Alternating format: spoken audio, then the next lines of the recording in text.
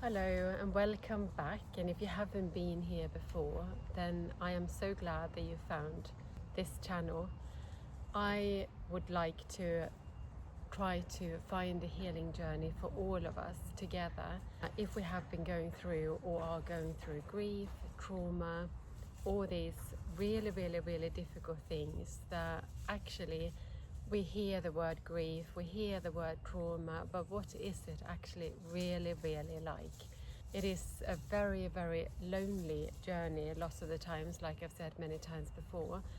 And I have found certain things have worked for me, certain things have worked less well, but the things that worked for me might not work for you or for the next person. So I think it is a matter of trying to see what might work for you, but I think the important thing is to keep going, to keep trying, and also once we have found a little bit more of a healthier way of living again, maybe then to keep practicing whatever has worked for you. So if I tell you a little bit about the way it has worked for me. So after we lost Christian, obviously that was the big trauma. Like I've said many times before, that I was shaking inside and no one could see from the outside because I looked very calm and I looked very sort of together, but my body, my inside was a complete uproar, complete and utter uproar. I didn't recognize myself and I just thought, I'm going to have to live feeling like this for the rest of my life. So the first thing I did, the first thing I tried, which was definitely not soon after, it was a while later, I went to see this psychologist. She suggested to maybe go for a massage, and I just thought to myself, I cannot bear anyone touching me. That would be the worst thing that could ever happen to me. But of course, that might work for someone else. So what I did, I had found this lady before who was doing distance Reiki, and I thought, I'm going to give that a go because I don't want anyone near me. I don't want anyone to work on my body. I preferably don't actually want to see anyone either. So distance Reiki for me was absolutely perfect, and I have never met this lady, and I might never ever meet this lady either, but she really supported and helped me in a way that I cannot even begin to describe. So that was my first sort of step to become a little bit healthier. It kept me alive, I would nearly say, actually. And then I started going back to doing, because I've done yoga for the past 26 years, and probably for nearly, well, certainly many times a week since. But I completely stopped, of course, didn't do anything. When I went back to yoga, I realized, and after reading about trauma as well, that of course the trauma is stuck in our body, so yoga can be incredibly helpful, incredibly releasing. So I went to this yoga day. There was actually another lady who had lost her son, who I met once. She sent me a message and said, do you want to come for a yoga day? And I thought to myself, yeah, why not? And I did, and I remember so clearly standing on the mat feeling, what are you doing, Marie? What are you doing? You are on a slippery slope here. This is not going to end well. I looked at myself and I thought, you're not looking after yourself, you're a complete mess inside. And then I started practicing yoga again. Many times I was laying on the mat at the end, sobbing my heart out. And I believe that that's all this trapped emotion that just found a way to come out. And also I started going to some classes, which I haven't done many times in my life, but I started going to some classes and I could often feel just coming into the room that I just want to lay down and cry. But I think it's important, if we do feel like that, it's not to shut it away, it's not to go, I'm not going to go there. Maybe if we're brave enough just to go, let's step in there, let's see, if we feel safe, maybe that is actually something that's going to be unlocked within us. And of course in this journey it's been 2 steps forward, 1 step back. It's been so many twists and turns in the journey. And speaking to friends, going for walks in nature has been invaluable. Gratitude journaling, I can recommend that so highly.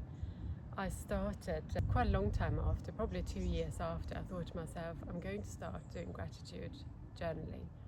And I used to go downstairs every morning, and I used to think to myself, just think one word. And it was so difficult. Often it was just, oh, I'm grateful that there's oxygen in the air. You know, it was just grasping things that was just really, I mean, it's obviously something that keeps us alive, but it was just so difficult to come up with it. But it might be easier for you, and one thing I can guarantee, if you persevere, that gratitude will expand and it will become easier. I've also been for somatic therapy. Somatic therapy I thought was really lovely. For me, I thought it was a lot of hard work for maybe not reaching what I wanted. But I know also lots of people that I've worked with, somatic therapy has been amazing.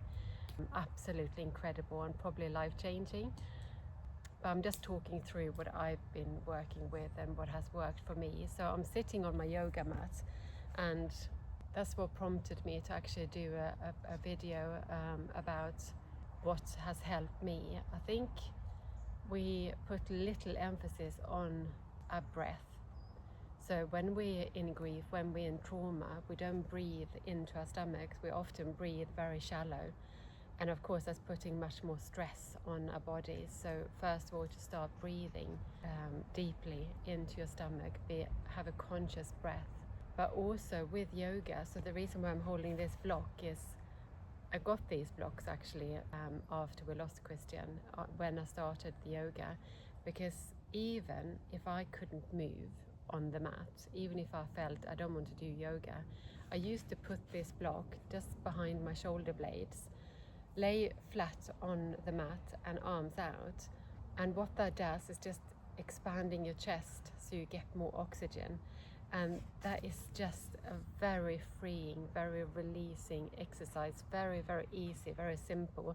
You can even put a pillow under your back, and that will help as well.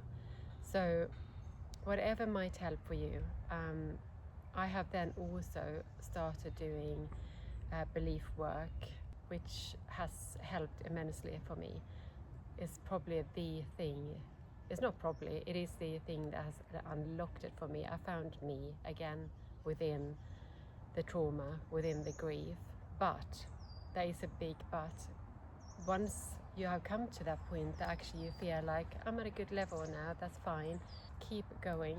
That might be like for me, that you have setbacks, that you have things that happens in your life, that you feel like you're going back to the beginning again. You will not go back to the beginning. It might feel like that, but you are not going back to the beginning. But make sure to look after yourself. And when you feel like you're going back to the beginning, maybe pick up those little tools that you have picked up along the way, and make sure that you're nurturing you and your inside, because it is worth it. It's worth doing all this work, because at the end of it, we might emerge, definitely not the same person, because we will never ever be the same person again, but we might emerge as something that we can still be proud of, something that can actually make a life full and worth living, despite what we've been through and because of what we've been through.